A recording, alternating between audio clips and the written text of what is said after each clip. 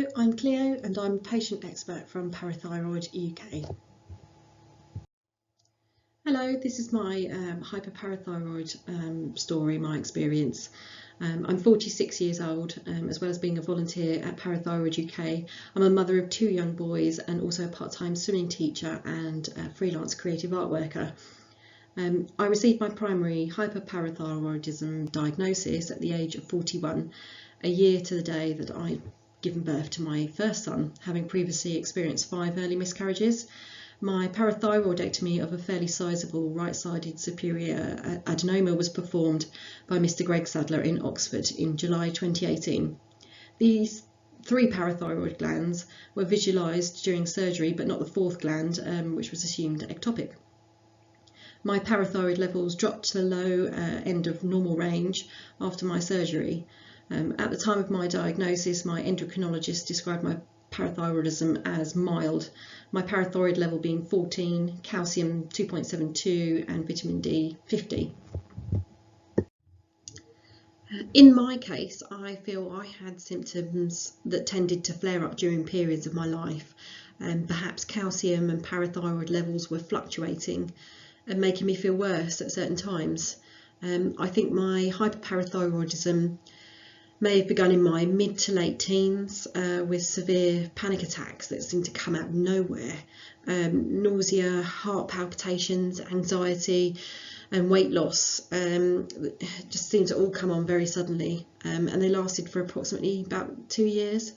And then from my late 20s onwards, I suffered intermittent issues with insomnia, fatigue, brain fog, nosebleeds, swelling of the left side of my face on a couple of occasions, swelling in my left thumb joints and index finger, issues with the condition of my teeth, which had always been pretty good, severe pain on the right side of my mouth, constipation, hemorrhoids, persistent dry eyes and eye strain, waking at night with pins and needles in my hands and fingers, high blood pressure, high cholesterol, persistent pain in my left hip, heart palpitations and 5 early miscarriages.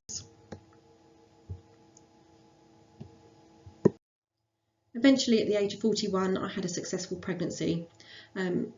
During that pregnancy, at 9 weeks pregnant, I suffered what I would call persistent, huge heart palpitations. A scan of my heart and an appointment with a cardiologist resulted in a diagnosis of ectopic beats.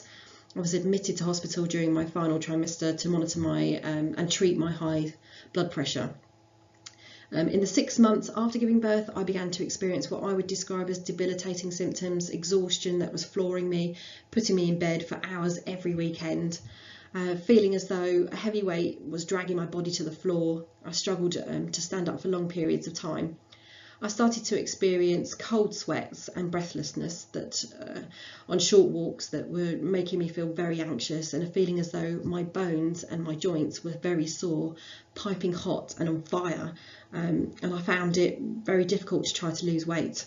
And then I finally made an appointment with my GP.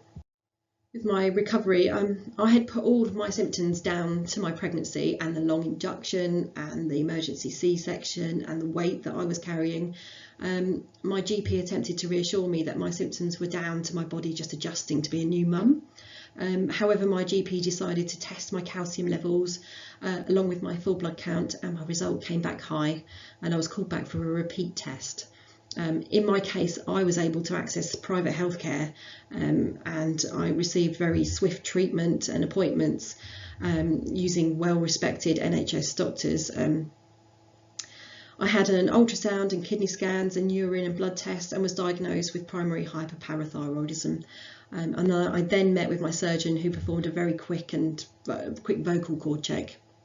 And I'm pleased to report that immediately after that surgery, I very quickly lost 1 stone in weight. My teeth pain completely disappeared on the right side of my mouth. I felt like a huge and heavy weight had been lifted off my body. I felt light, full of energy.